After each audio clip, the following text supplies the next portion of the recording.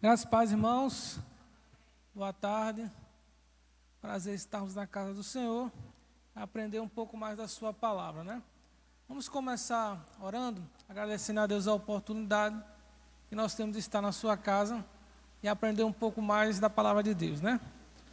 Ó Pai, nós te agradecemos, Senhor, o privilégio, podemos de ter e aprender mais das Escrituras, daquilo que o Senhor propôs, ó Pai, para que aprendêssemos em nossos corações, todo o ensinamento, ó Pai, do texto bíblico, para que possamos, Senhor, não só absorver, mas também, ó Pai, aplicá-lo em nosso dia a dia. Continua, Senhor, nos abençoando, em nome de Jesus. Amém. Bem, gente, hoje a gente vai tratar as epístolas da prisão, que foram as cartas que o apóstolo Paulo escreveu enquanto esteve preso na cidade de Roma. Essa prisão é a prisão descrita ali no livro de Atos, né? Quando o apóstolo Paulo chega a Roma, e ali ele é preso, né? Quer dizer, ele vem preso desde Jerusalém, e passa 2 anos ali numa casa alugada. Nós entendemos que durante esse tempo, Paulo escreveu essas 4 cartas, né? Efésios, Filipenses, Colossenses e Filemon, tá?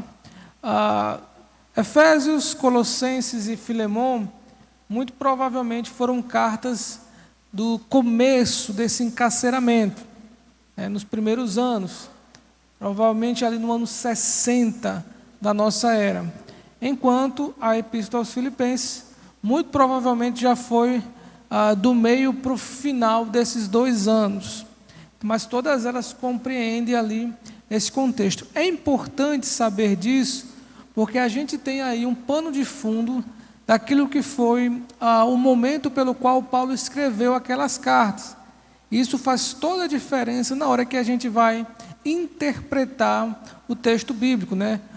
Entender qual o momento que o apóstolo Paulo viveu para escrever aquilo que foi escrito, né? Então, entre essas 4 cartas, a primeira carta aos Efésios, que tem aí por data entre o ano 60 e o ano 62 da nossa era, propósito: ensinar os cristãos em Éfeso a maravilha e as implicações práticas de ser a igreja de Cristo. É uma carta não com tanto tom pessoal, mas teórico, né? Aliás, mais prático mesmo da coisa, né? Era uma carta escrita para a igreja e provavelmente se tratava de uma carta circular, ou seja, uma carta que encaminharia as outras igrejas ao redor. É por isso que o apóstolo Paulo ele trata temas gerais dentro do contexto da eclesia, né? Da igreja em si, como, por exemplo, desenvolvimento dos ministérios, o trabalho dentro da igreja e, obviamente, o aperfeiçoamento dos santos nisso tudo. Então, algumas verdades fundamentais do texto: a igreja havia recebido bênçãos maravilhosas pela sua união com Cristo. Quando Jesus ele ressuscita, o texto de Efésios diz que ele levou cativo o cativeiro e distribuiu dons aos homens. Ou seja, há o aspecto de que Deus ele nos concedeu uma graça especial através do seu Espírito Santo, e agora essa graça deve ser útil ao ministério. Nós precisamos utilizá-la dentro do corpo de Cristo. A igreja se estenderá mundialmente com judeus e gentios unidos em Cristo. Quer dizer, mais uma vez, a ideia de que a igreja ela não é uma entidade separada do reino de Deus e não é uma exclusividade dos judeus.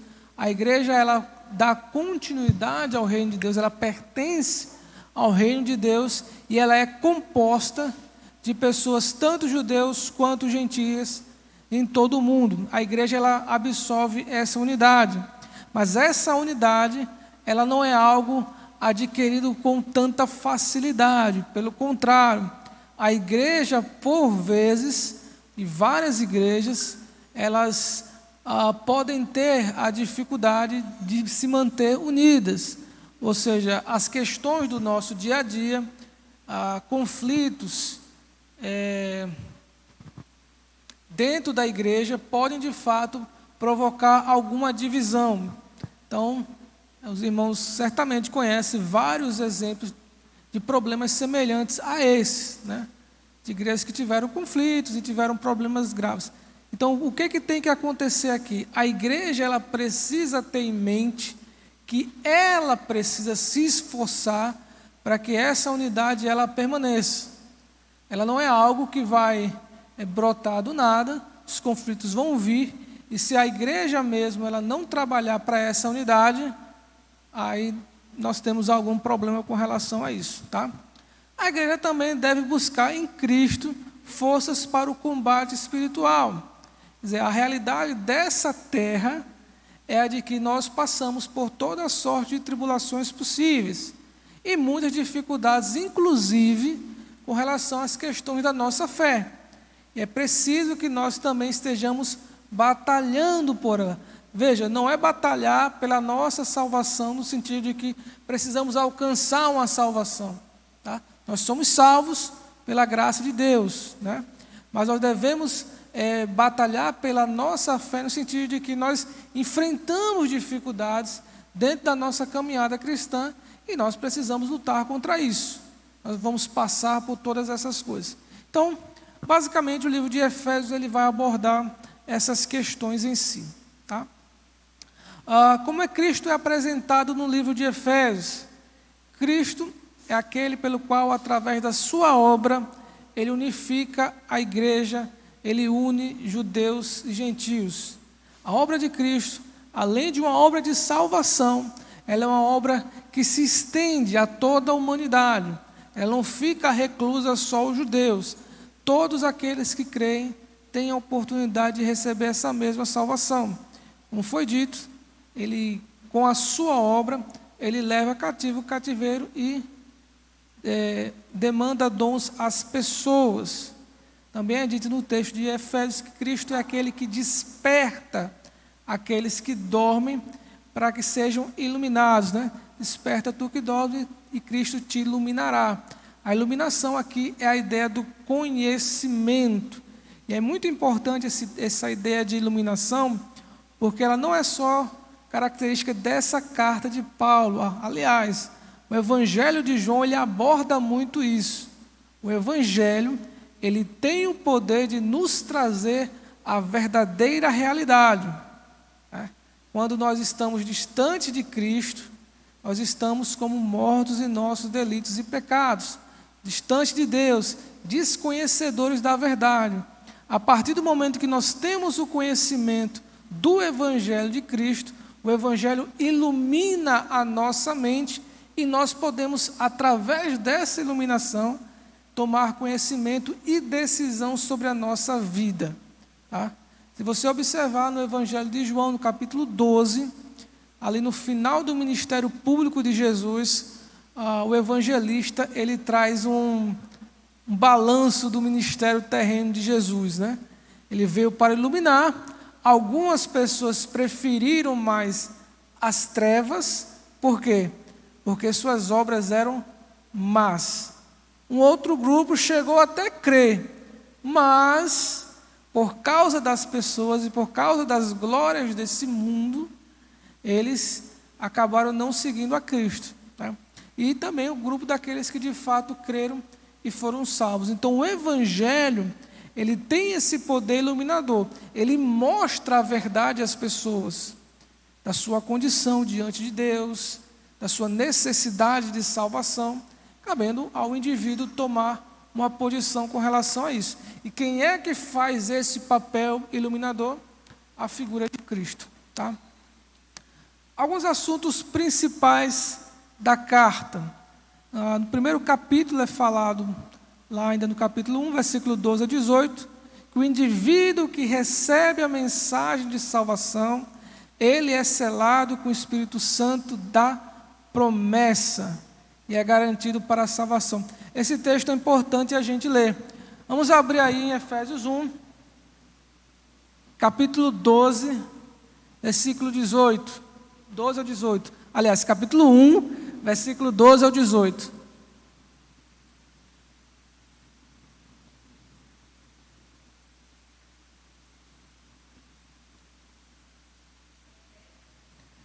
Efésios 1, 12 ao 18. Alguém com o microfone aí pode ler.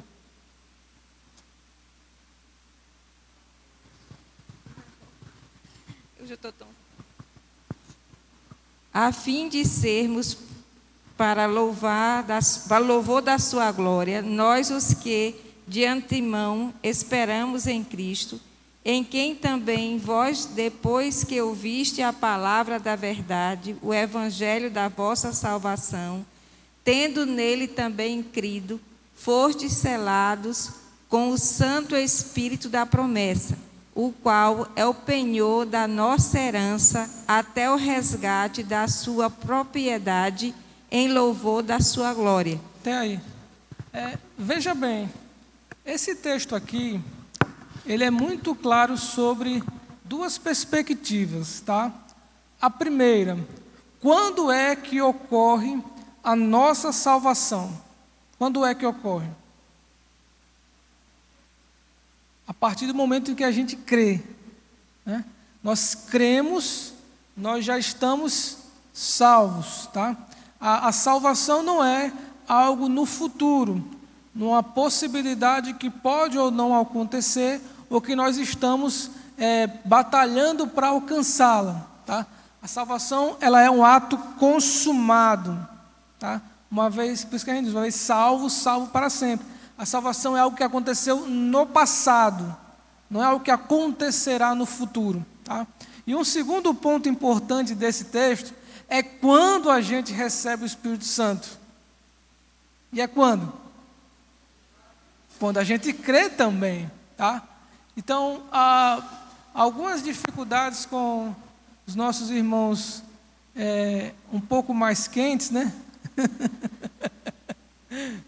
Eles acreditam aí numa possibilidade de receber o Espírito Santo posteriormente, né? Só que o texto deixa bem claro que nós recebemos o Espírito Santo quando cremos, tá? Todo crente, todo cristão, ele possui o Espírito Santo em sua vida. Tá? Ele escreve dobrado, né? Como se você fosse receber uma segunda bênção, né? Mas, obviamente, nenhuma parte do texto bíblico, ele nos dá isso aí. Você não tem respaldo bíblico para entender uma segunda bênção. Agora, é claro que em alguns momentos, você vai ver que é possível se encher do Espírito Santo, tá? Que aí seria a plenitude do Espírito Santo na sua vida, e também o entristecer o Espírito Santo. Mas não é uma segunda bênção. É a primeira bênção trabalhada ou não, né? Se você se distancia de Deus, é natural que o Espírito Santo ele se silencie. Se você busca mais ao Senhor, é natural que você fique cheio do Espírito Santo. A irmã ia falar?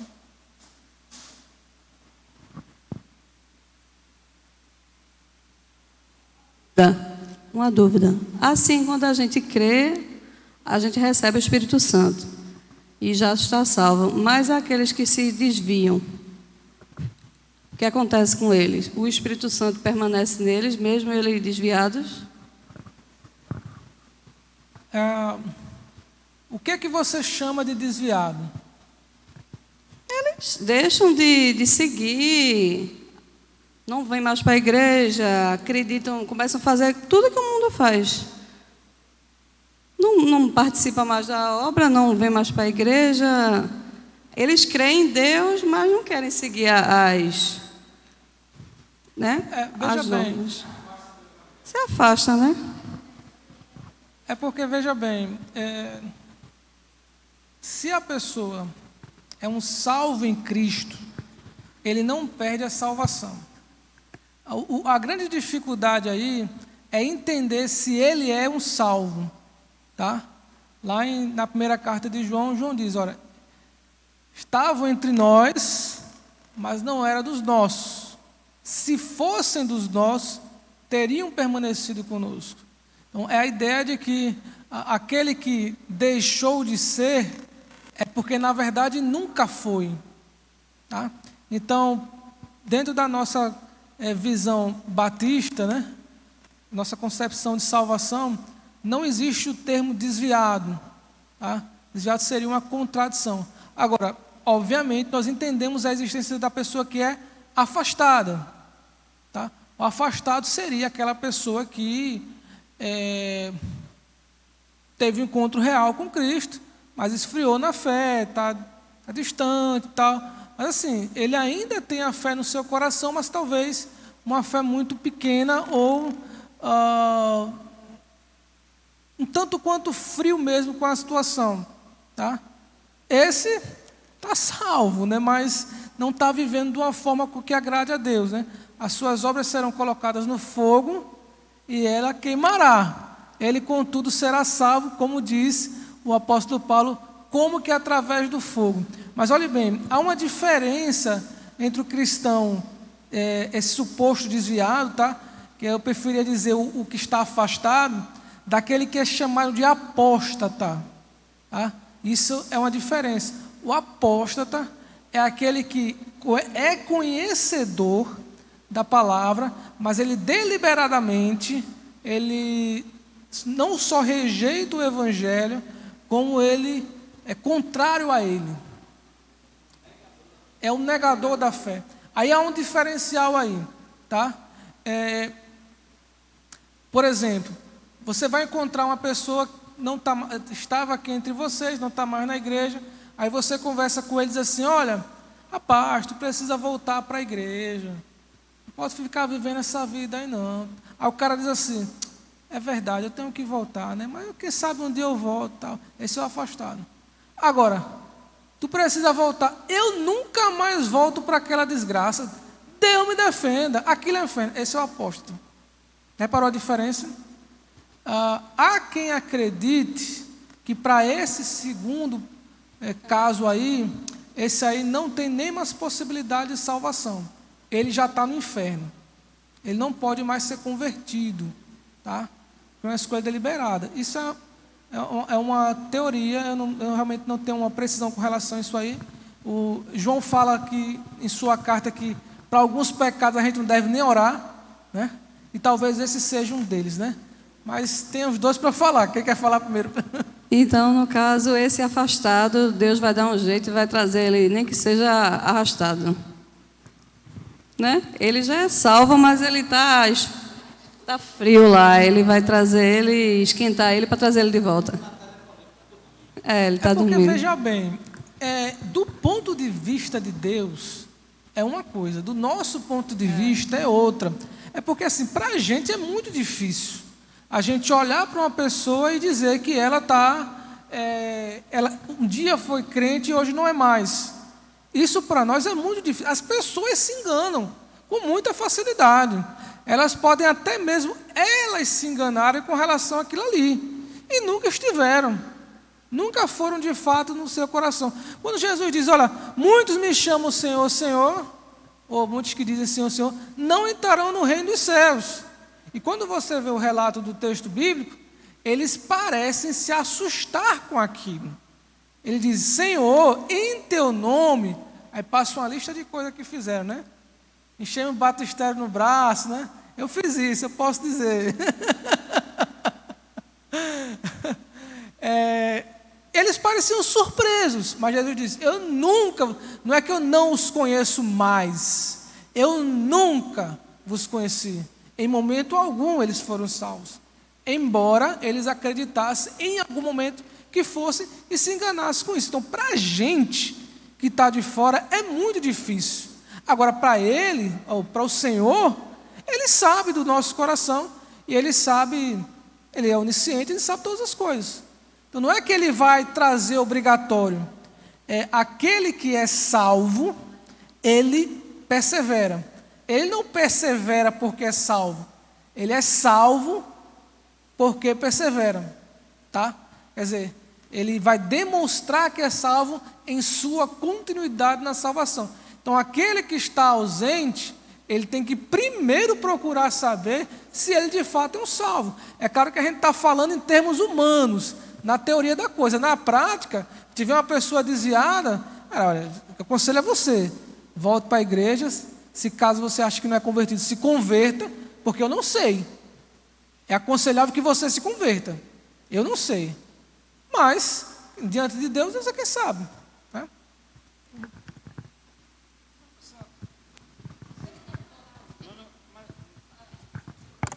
São duas situações, né? A primeira, eu tenho um sobrinho que está nessa situação, mas eu creio em Deus que ele vai ter uma experiência com Deus e vai voltar.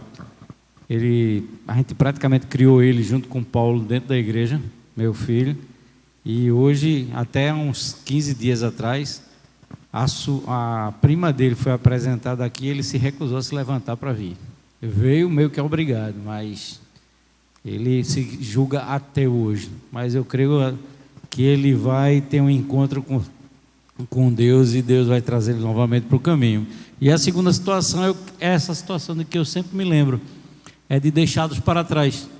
Naquela cena que as pessoas entram na igreja, está lá o pastor chorando. E ele fala, o que eu pregava, eu mesmo não acreditava. E quem ouviu a minha pregação acreditou e subiu. E ele ficou. São essas duas situações que eu acho bem impactantes. Vamos falar sobre deixados para trás. Quando a gente for falar sobre Apocalipse, né? Vamos discutir até onde isso é possível, né? Dentro das visões escatológicas, né? Mas isso é tema para a próxima disciplina.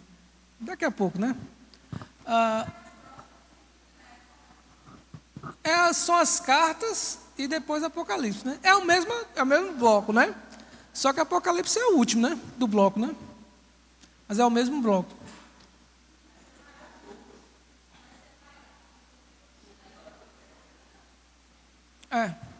Tendência é que talvez entre um pouco em novembro, porque Apocalipse é mais complicado, né? A gente acaba em...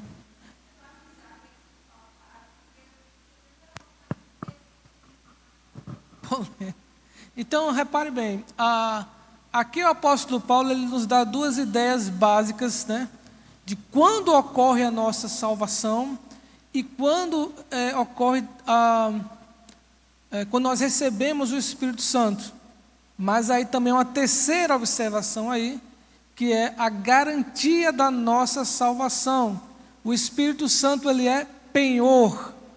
A ideia do penhor é a ideia da garantia mesmo, né? Se você vai pegar um empréstimo, aí você diz, olha, o que você tem como garantia, né? Aí você deixa lá uma casa, um carro, enfim, alguma coisa como penhor. Aquilo ali funciona como uma garantia. Então, a garantia de que nós somos salvos é a presença do Espírito Santo nas nossas vidas. Então, é por isso que o crente batista pode ter certeza da sua salvação. Aliás, só ele, né? Porque o assembleano crê que é possível cair da graça. E o presbiteriano ele tem que saber se ele de fato é um eleito, né? A gente tem a segurança da salvação. Estou puxando sardinha para o nosso lado, né? Mas é isso mesmo. Então, essa certeza da salvação é um dos pontos interessantes dessa carta. A rica misericórdia de Deus em Cristo salvou os pecadores. Esse presente é gratuito, por graça somente pela fé. Nós recebemos a salvação de graça, não por qualquer obra que a gente venha praticar. O povo de Cristo é renovado para uma nova vida de santidades em pensamentos, palavras e ações. E aí é que é o ponto interessante. O crente salvo, ele demonstra isso. E aí é que entra o fator humano da coisa, que a gente pode ver. Jesus disse, olha, pelos frutos vocês conhecem a árvore, né? Não adianta a pessoa dizer que é ou que não é, se aquilo que ela faz demonstra uma coisa totalmente oposta àquilo que ela está dizendo. São as obras que vão dizer. Obviamente, em último caso, Deus conhece os corações, mas as obras vão dar para a gente uma ideia, né, de salvação ou não. Cristo deu os dons poderosos à sua igreja para promover sua unidade, maturidade e defesa contra os ataques do diabo e seus aliados, né? E aí nós temos a ideia da armadura do Espírito, né? A armadura da fé. Sobre a carta. Essa carta é uma carta bastante impessoal Inclusive, há estudiosos que questionam o destinatário da carta sobre a possibilidade de ter sido aos Efésios ou não, uma vez que em alguns manuscritos a palavra aos Efésios, ou o termo aos Efésios, não se encontra. Então a ideia é que seria uma carta circular ali naquelas igrejas da Ásia Menor, teria passado por todas aquelas igrejas. Há também quem defenda a tese de que essa carta seria a carta aos Laodicenses, a qual é referida na epístola de Paulo à igreja de Colossenses. Ele fala que foi enviada uma carta aos Laodicenses, da qual nós não temos conhecimento hoje. É possível que essa carta tenha sido a carta aos Efésios, mas também é uma possibilidade, tá? E nós temos esse tom impessoal da carta, uma vez que se tratava de uma carta circular. O apóstolo Paulo não vai tratar necessariamente de pessoas específicas ou problemas específicos daquela igreja, mas como se fosse uma mensagem geral, né? Para que todo mundo pudesse ali aprender alguma coisa com isso, tá? A carta também aborda um desenvolvimento teológico da igreja um tanto quanto maduro, né? Você já vai ter uma igreja mais solidificada, composta de pessoas que estão trabalhando na igreja, pastores, diáconos, pessoas, cada um dos seus cargos e funções, ou seja, a igreja em Efésios, na data da escrita em Efésios, da carta aos Efésios, já era uma igreja com uma certa estrutura, não era mais aquela igreja, vamos dizer, desorganizada, mas inicial, né? Não, agora você já tem uma estrutura de igreja, tá? E aí o apóstolo Paulo também fala da armadura de Deus, está lá em Efésios 6, versículos 10 a 18.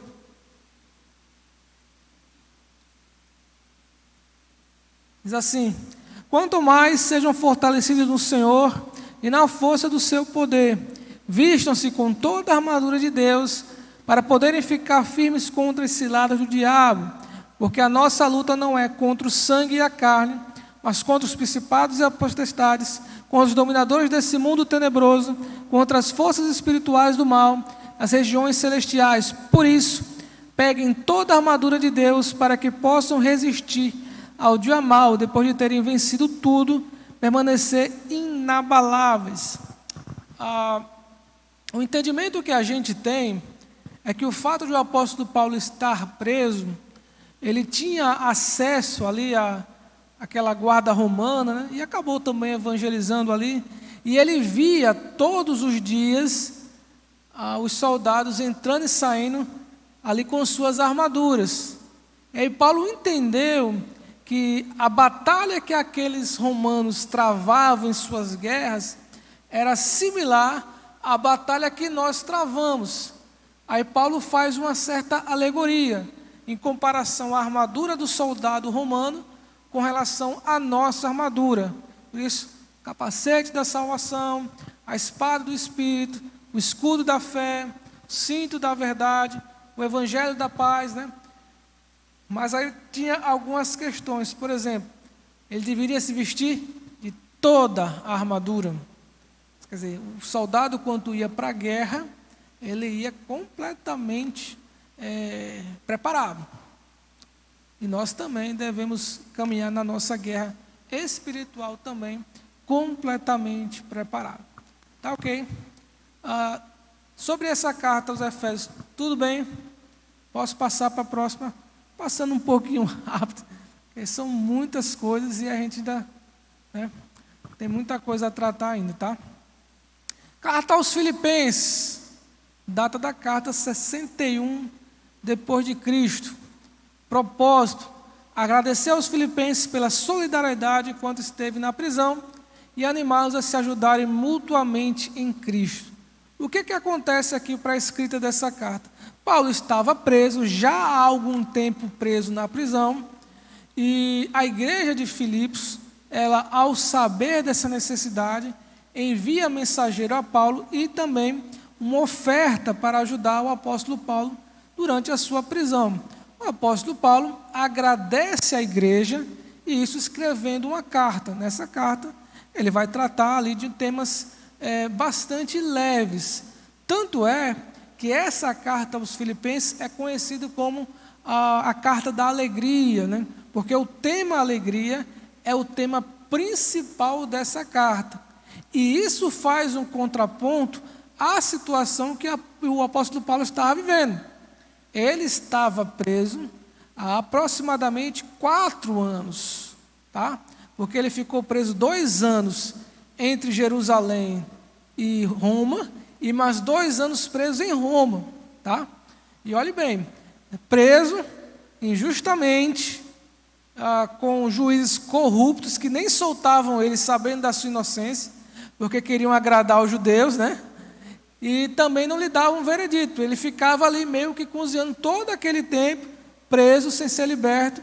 Mas mesmo assim, todo o teor da carta é um teor de alegria.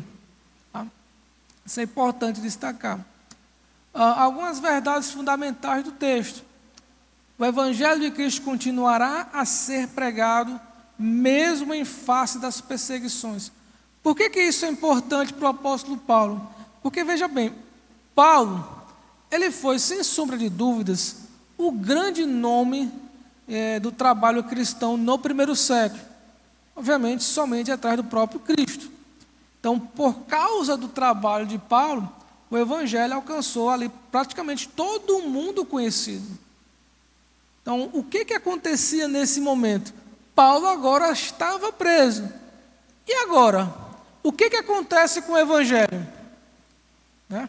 Então, havia esse medo natural das pessoas de que o Evangelho, de repente, ele fosse morrer ou perder a força por causa da prisão de Paulo. Aí Paulo vai dizer, não se preocupe com isso. Pelo contrário, eu estou preso, mas o Evangelho está solto.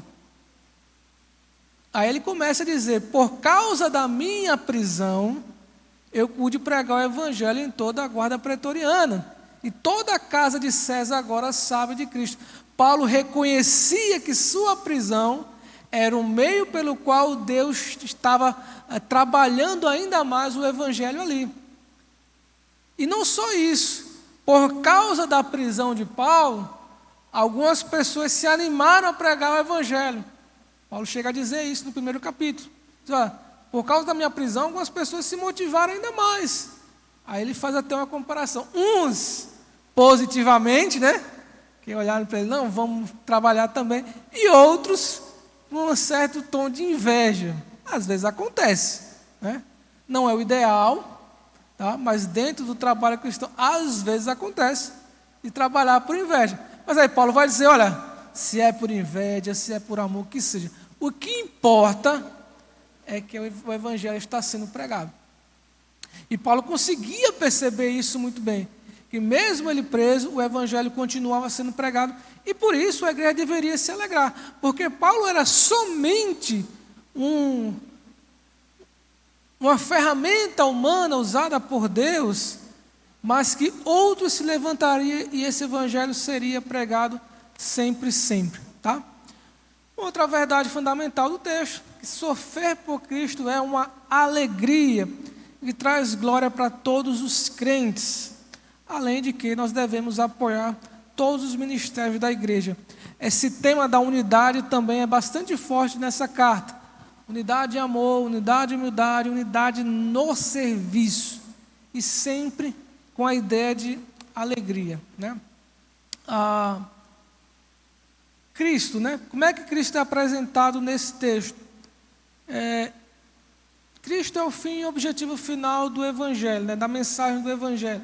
Então, mesmo que você tenha personagens importantes na história, que fizeram grandes trabalhos, nós temos vários referenciais, às vezes até pessoas da nossa época, talvez pessoas que nos pastorearam, ou que nós fomos levados a Cristo através dessas pessoas. Eles passam, todos passam. Né? Grandes nomes do Evangelho. Recentemente faleceu Billy Graham, né? Um grande nome do Evangelho. Mas o Evangelho não se acabou com ele. A obra dele foi maravilhosa, rendeu grandes frutos, mas não terminou aí. continua o tempo inteiro. Então, independente do personagem humano, Cristo está por trás e o Evangelho vai continuar sendo pregado, porque o objetivo final não é o mensageiro, mas a mensagem que está sendo pregada e a pessoa de Cristo. Tá? Isso é um ponto importante nessa carta. Outro ponto, Cristo também é apresentado como aquele que foi humilde. Filipenses diz, ou na carta aos Filipenses, Paulo diz que Cristo foi tão humilde que se esvaziou a si mesmo, tomando a forma de homem, né? Forma de servo, obediente a Deus até a morte e morte de cruz. Isso deveria ou deve ser uma mensagem para a igreja de Cristo em todos os tempos. A mensagem da humildade. O cristão não pode, em hipótese alguma, ser uma pessoa soberba. Ele não tem esse direito. Não tem. O cristão é, por essência, uma pessoa humilde. Tá? Porque se o próprio Jesus, sendo o próprio Deus, tendo a maior de todas as posições, ele se humilhou em forma de servo, a gente não tem como a gente fazer qualquer coisa, né? Então, a ideia de que a humilhação de Cristo, ela é um exemplo fundamental para o nosso caminhar. Também de que após a morte e ressurreição, o mesmo Cristo que foi humilhado, ele foi exaltado, o nome que está acima de todo nome, e diante dele se dobre todos os joelhos da face ou da terra, né? Ou seja, todas as pessoas agora devem adorar esse Jesus. Ele é aquele que esteve morto e ressuscitou, e através da sua ressurreição atraiu muitos assim. Cristo também é apresentado como aquele que nos concede a paz que excede o todo entendimento. O apóstolo Paulo vai dizer, olha, não fiquem ansiosos por qualquer coisa, antes apresentai diante de Deus suas súplicas, suas orações, porque Ele é quem cuida de nós. Né? Então, não podemos ficar ansiosos, porque Deus ele está tratando conosco, Ele está cuidando de nós. Então, Cristo também é aquele que cuida do seu povo. Isso também é apresentado nessa carta. Tá? Os assuntos principais da carta, sem sombra de dúvida, o tema da alegria é o tema fundamental da carta. Tá? Filipenses, qual é o tema principal dessa carta? A alegria. A alegria da nossa salvação. É a epístola da alegria. Em toda a carta. Bisu.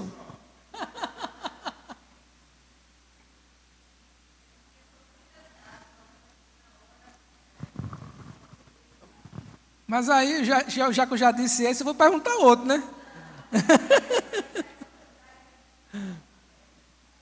O tema da alegria, ele é abordado na carta inteira. Relembrando, né? Essa carta foi escrita na época que o apóstolo Paulo estava preso. Ele poderia estar desanimado, poderia estar entristecido, poderia estar desconsolado com sua situação, mas ele continua alegre, confiante no Senhor, independente do que fosse acontecer. Ele chega até o momento de dizer, olha, eu não sei se eu vou morrer, eu não sei se vou ser liberto, se eu morrer, eu vou para Cristo. Isso é muito melhor. Né? Se eu for liberto, por amor de vocês, aí eu vou trabalhar mais um pouquinho. Né? Então, já não sei o que eu quero. É a tranquilidade do apóstolo Paulo mediante a sua situação. Então, perceba que todo esse tema da alegria, ele é vivo dentro dessa carta. O cristão é um exemplo supremo de amor e fiel a Deus, e os cristãos maduros também devem servir como modelos a esse respeito. O sofrimento cristão pode ser encarado com alegria também. Né? Nem sempre é fácil, mas a partir do momento em que a gente sabe que tem um Deus que cuida de nós, isso a gente pode absorver no nosso coração. A oração é essencial para manter vivo uma vida cristã alegre. Não é porque a gente diz que precisamos nos alegrar. Não, a gente trabalha isso através da oração. É a oração que nos dá essa paz. Ou Deus trabalha através da nossa oração. Né? Antes de dizer que vamos viver uma vida cristã alegre, feliz, perfeita e distante da oração. Não funciona. Só funciona se tiver essas coisas encaixadas. Tá? A igreja de Filipos era uma igreja, até de certo ponto, pelo que a gente pode entender da carta, uma igreja saudável. Por quê? Não é apresentada na carta problemas, né? A não ser duas irmãs ali que estavam um pouco se estranhando, mas que parece que não era nada tão grave assim. Paulo dá só um puxão de orelha, né? Normal. Mas a carta em si não tem muito tema polêmico. Não é uma carta aos Coríntios, por exemplo, né? Onde temos vários problemas ali. A carta era uma carta mais suave, mais leve. Tá? Era uma carta também que o apóstolo Paulo ele consegue apresentar uma suavidade com a igreja, né? Uma alegria de convivência com a igreja, porque parece que existia um amor ali entre Paulo e a igreja. Tanto é que quando acontece a necessidade, logo a igreja manda uma ajuda para o apóstolo Paulo, né? E é interessante que Paulo diz, olha, eu sei viver tanto na fartura quanto na pobreza. Por quê? Posso todas as coisas naquele que me fortalece. Mas vocês fizeram bem de terem me ajudado, né? Quer dizer, Paulo passa um recibo, né? Como quem diz assim, olha, agradeço a oferta que vocês me enviaram. E é importante que a igreja ela esteja ajudando no ministério pastoral, né? E é aqui que o apóstolo Paulo deixa isso bem vivo, tá? Mas com relação à carta aos Filipenses, tranquilo? Posso passar a carta aos Colossenses? Ok. Colossenses, data do ano 60, propósito, afirmar e explicar a supremacia e suficiência de Cristo em oposição a todos os outros poderes e tentativas para obter a salvação. O que acontecia ali na igreja de Colossos? Havia uma mistura de filosofia grega e a religião judaica. E aí o que eles entendiam, né? Que Deus, ele não poderia ter criado a matéria, porque dentro da filosofia grega, a matéria é essencialmente má. E um Deus bom não poderia ter criado uma coisa ruim. Então, o que acontece? Esse Deus bom teria criado um ser como ele, bom, mas não tão bom quanto ele, um pouco mais abaixo, e esse outro um pouco mais abaixo, e esse outro sucessivamente, até que tivesse criado Jesus, né? E aí o Paulo vai dizer que não, que Cristo é o princípio da criação. Através dele todas as coisas foram criadas, tá? E aí dentro desse entendimento que existia esses seres intermediários, as pessoas deveriam se apaziguar com todos eles. E aí Paulo vai dizer, não, a cédula que lhes era contrária foi riscada. Então vocês não têm mais nada contra vocês, nem potestades, nem principados, enfim, nada. Não existe mais condenação para aqueles que estão em Cristo, né? Como diz em Romanos. Então, algumas verdades do texto. Cristo é supremo sobre toda a criação e sobre a igreja. Está acima de todas as coisas. Não há ninguém superior a Cristo. Os cristãos não devem ser confundidos pelos falsos credos que misturam a fé verdadeira com falsas religiões ou filosofias. E isso foi um problema e é um problema durante toda a história. As pessoas parecem ter a tendência de querer sincretizar o evangelho às questões do momento.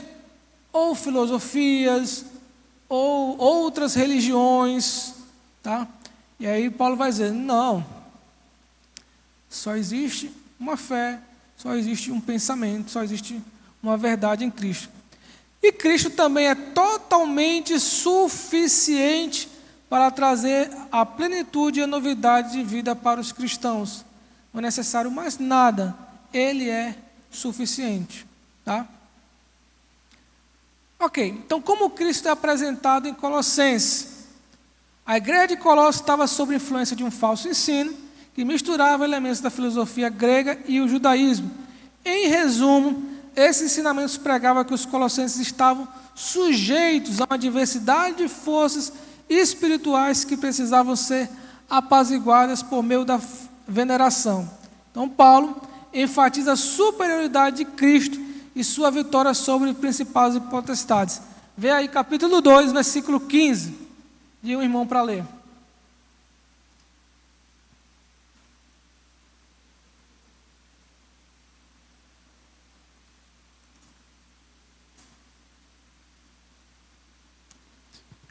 E tendo despojado os poderes e as autoridades, fez deles um espetáculo público, triunfando sobre eles na cruz. Muito bem. A morte de Jesus na cruz, ela foi um evento notável, tá? Que além da nossa salvação, ela mostrou para, vamos dizer assim, para o mundo espiritual, a vitória de Cristo na cruz, tá? Através dessa vitória, nenhuma condenação, nenhum principado, ninguém, nada pode declarar ou falar qualquer coisa contrária aos cristãos. Toda a cédula foi cortada, toda a dívida foi paga, não há nada mais contra aqueles que estão em Cristo. Então, tudo isso aí foi cortado. Cristo é o primogênito da criação, como está lá em Colossenses 1, 15, 17. Tudo tem base nele, inclusive a própria igreja de Cristo. Ele é a base fundamental da nossa fé. Tá? Qual é o fundamento da igreja? Cristo. Cristo é o fundamento da igreja. Tá?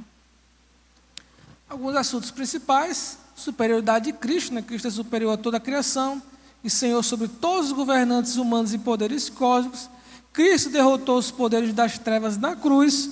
Os cristãos participam do seu poder e autoridade sobre todo o seu reino. Os crentes também são chamados para o serviço, como para o Senhor. Há um crescimento e maturidade por Cristo, livrando-se de práticas pecaminosas e cultivando virtudes cristãs. Veja, o apóstolo Paulo ele vai trazer a ideia de que, uma vez que nós somos vitoriosos, uma vez que aquilo que era de mal nos foi cortado, agora nós passamos a viver uma vida com Cristo. E tudo aquilo que nós formos fazer, nós fazemos em nome do Senhor. Tá? Isso é importante porque nós evangélicos, nós conseguimos absorver isso com mais tranquilidade, tá?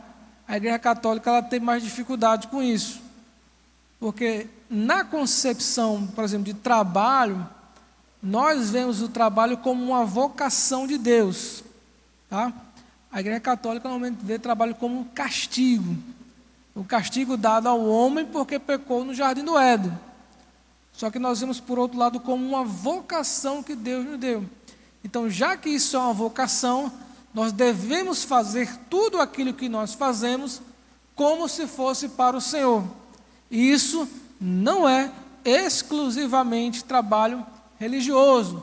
Está se falando também do trabalho secular.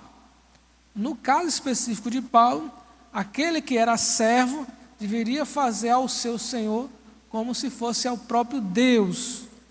No nosso contexto, aqueles que trabalham para empresas, enfim, para outras pessoas, também devem fazer da mesma forma. Tudo que a gente venha fazer, devemos fazer de todo o coração, como ao Senhor. Tá? É um trabalho cristão. Oi. Você acha que no Éden existia trabalho? Sim. Porque quando o homem é criado, é dito que ele foi posto no jardim para cuidar da terra, né? Lavrar. Então, sinceramente, era Mas trabalho. ele não ia lavrar a terra no Éden, né? Acho que ele vai lavrar a terra só depois que ele peca, não? Não, o texto diz antes da queda. É. Quando ele vai lavrar a terra antes da queda, ele foi criado com esse propósito, né? Aí colocou a mulher no meio, aí as coisas começaram a desandar. Enquanto a mulher não apareceu, as coisas caminhavam bem. Quando a mulher entrou,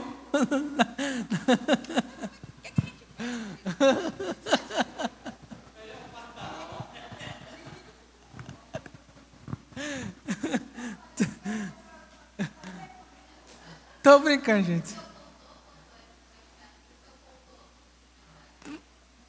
Mas tá o Silas aqui.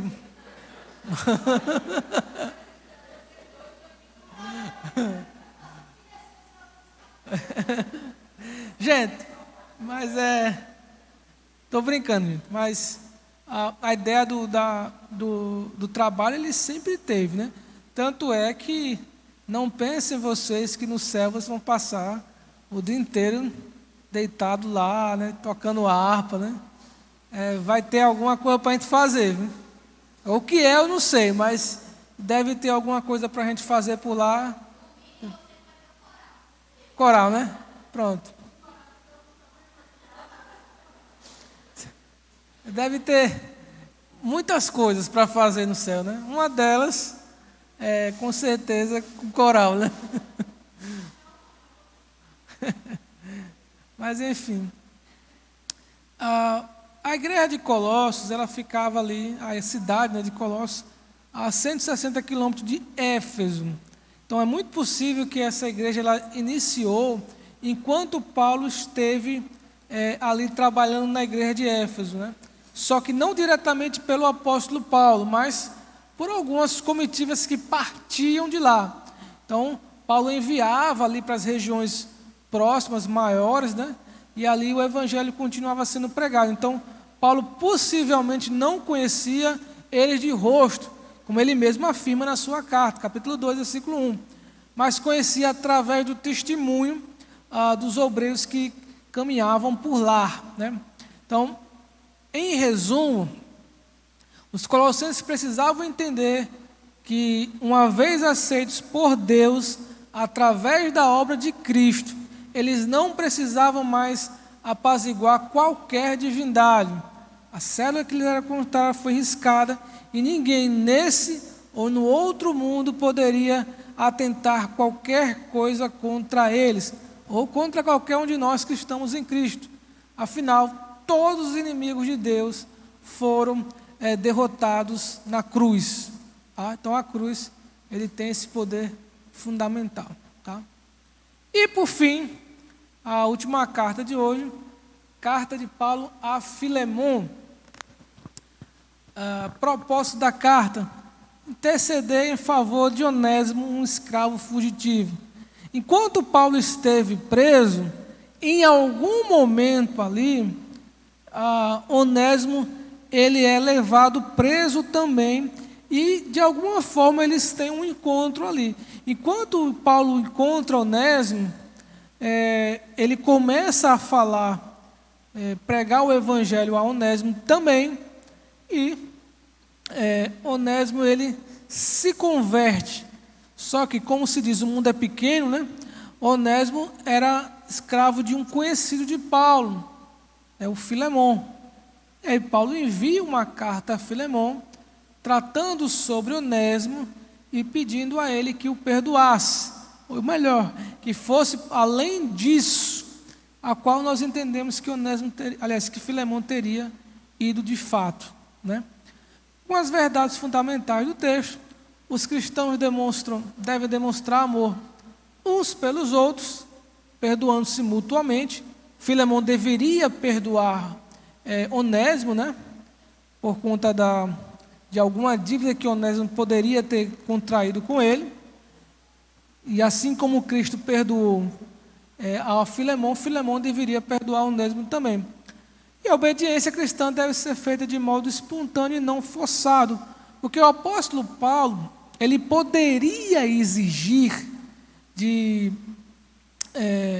Filemão que fizesse justamente aquilo que ele estava dizendo a ele. Mas a Paulo vai dizer, olha, eu poderia fazer isso, mas eu prefiro que você faça de todo o coração. Então ele deixa a cargo de Filemão fazer isso. Isso é muito interessante também no texto, né? Não adianta fazer uma bondade forçada, né?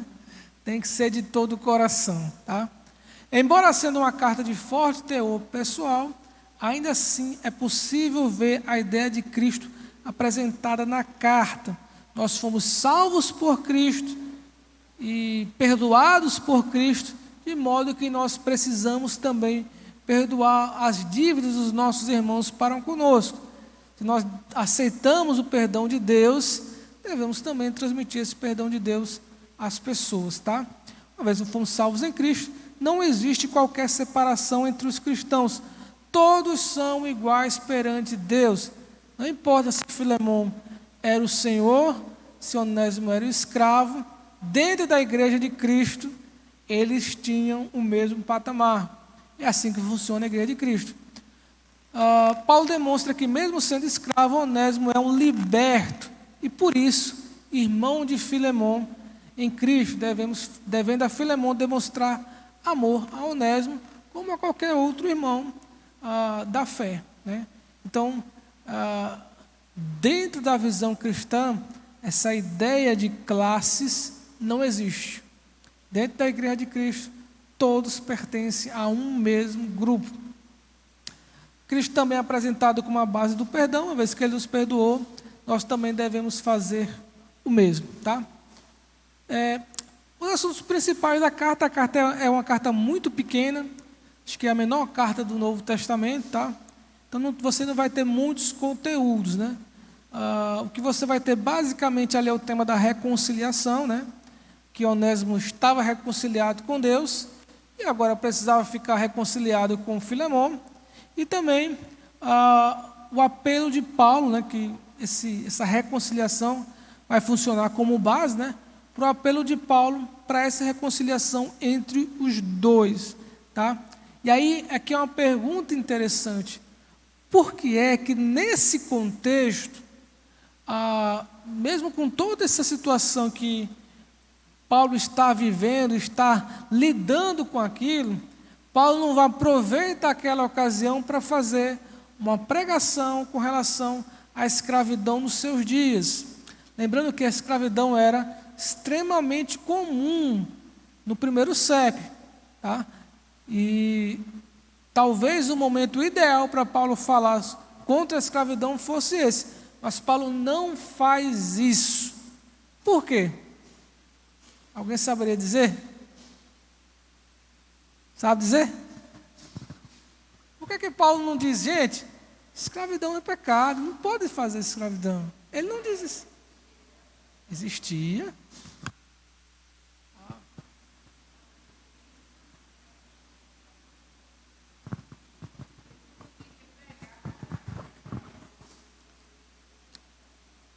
Ninguém diz, nem imagina por quê. É só suposição, tá? Porque ninguém tem a...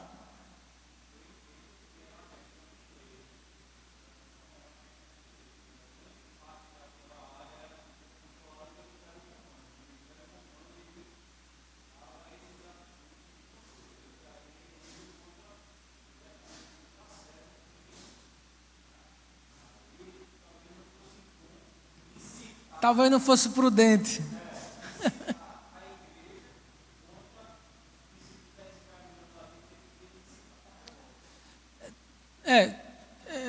Algumas pessoas pensam nesse caminho, né, da ideia de que, e eu acho também que é um caminho correto, né, de que se Paulo começasse a pregar contra a escravidão, ele estaria trazendo um conflito desnecessário para a igreja naquele momento. A igreja já tinha muitos problemas para enfrentar, né, e aí seria mais um para eles serem acusados e mais um problema para a igreja. É uma possibilidade também, né? Só que não é só isso, né?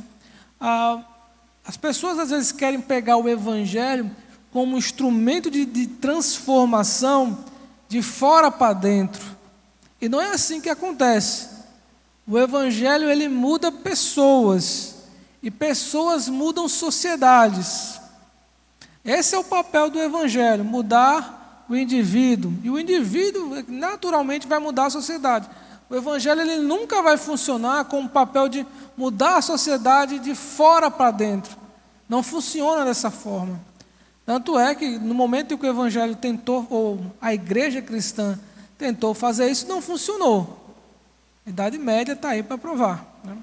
A igreja quis impor a sua lei, as coisas não caminharam bem, tá? Mas quando a pessoa, de fato, ela se converte, aceita Cristo como Salvador, aí ela pode ter, aí ela tem uma mudança de vida, e aí pode ter uma mudança de pensamento sobre muitas coisas, inclusive sobre essas questões. Se Paulo não pregou diretamente contra a escravidão, ele deixou ali as raízes daquilo que viria a ser os princípios abolicionistas posteriores, a igualdade dentro da Igreja de Cristo, a separação de judeus e gentios não existiu mais. Então, tudo isso aí fica gravado dentro desse contexto. Então, que posteriormente foi ressuscitado, levantado, para fazer com que a escravidão acabasse em algum momento. Esses princípios de igualdade. Já dentro de países cristãos, isso acabou mais cedo, né? E a figura de Onésimo, né? Paulo vai conhecer Onésimo na prisão. Pela graça divina ficou sabendo que ele pertencia ao Senhor conhecido dele, né? E havia fugido, causado ali algum prejuízo, mas ele se converte e aí é mandado de volta para reconciliar-se com Filemão. Segundo a tradição, Onésimo ele teria se tornado bispo de Éfeso, né, posteriormente, tá? Após a morte de Timóteo. Timóteo teria sido bispo depois de Paulo, depois de Timóteo teria sido Onésimo. Mas também ele teria sofrido martírio por causa da perseguição dos cristãos no fim do primeiro século, tá? Bem, irmãos, essas são as epístolas da prisão, tá? Essas 4 epístolas basicamente refletem o período em que Paulo esteve preso. E aí, claro, que vão demonstrar muito dentro do teor da carta aquilo que Paulo vivenciou. E aquilo vai ficar de uma forma ou de outra implícito ali. Só que diante de tudo isso, Paulo ainda está pregando o Evangelho, Paulo ainda está convertendo pessoas, conciliando, reconciliando, ou sendo agente, né, de reconciliação de pessoas e transmitindo à Igreja de Cristo o princípio da alegria, independente de qual for a situação. Ok?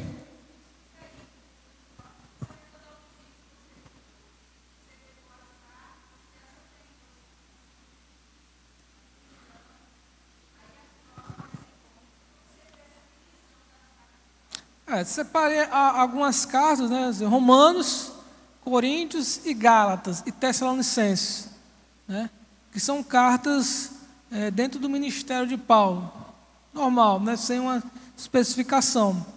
Essas outras 4 cartas são chamadas as epístolas da prisão, né, foi o segundo grupo que a gente abordou. E o último grupo que a gente vai ver na próxima semana, vai ser gravado, né, a gravação. Isso. São as epístolas pastorais, né? Que aí é Timóteo e Tito, né? As 2 de Timóteo e de Tito. E aí a gente encerra epístolas paulinas, né? Até porque Hebreus é epístola geral, né? Tá? Porque há dúvidas sobre a autoria, se teria sido de Paulo ou não, né? Mas aí a gente, na outra semana, a gente já começa com ela. Bom, vamos. Oi?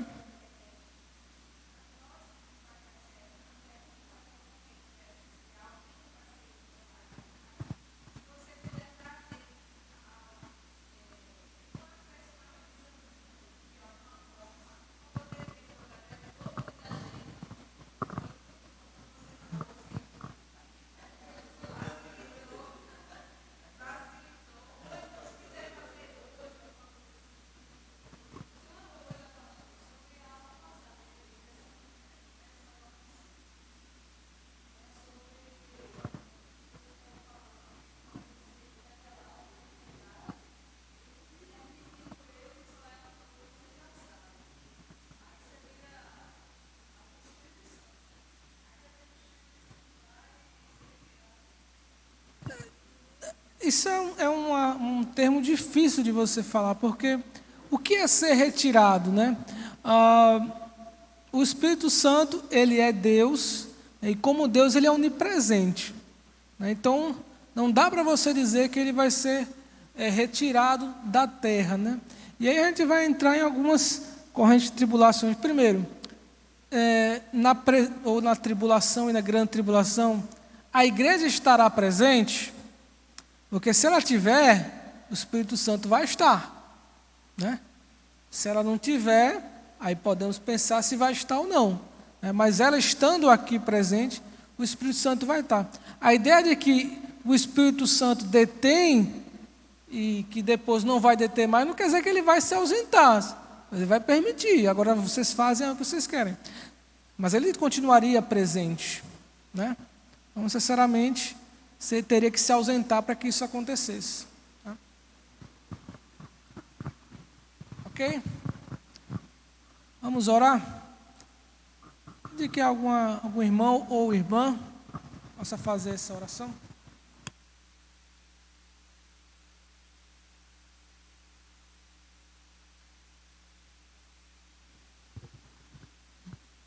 Oremos. Senhor, nós temos o Pai, obrigado, Senhor, por mais esse momento para aprender a Tua palavra. Obrigado, Senhor, por Senhor nos dar a capacidade de entendimento. E obrigado, Senhor, pela vida do pastor, que está aqui disposto a ensinar essa palavra, ó Pai. Nos dá sabedoria para aprendermos cada vez mais e aplicarmos em nossas vidas. Que possamos entender verdadeiramente, ó Pai, o que Teu Espírito tem a nos ensinar. É isso que eu te peço e te agradeço. Leve-nos paz para casa, em nome de Jesus. Amém.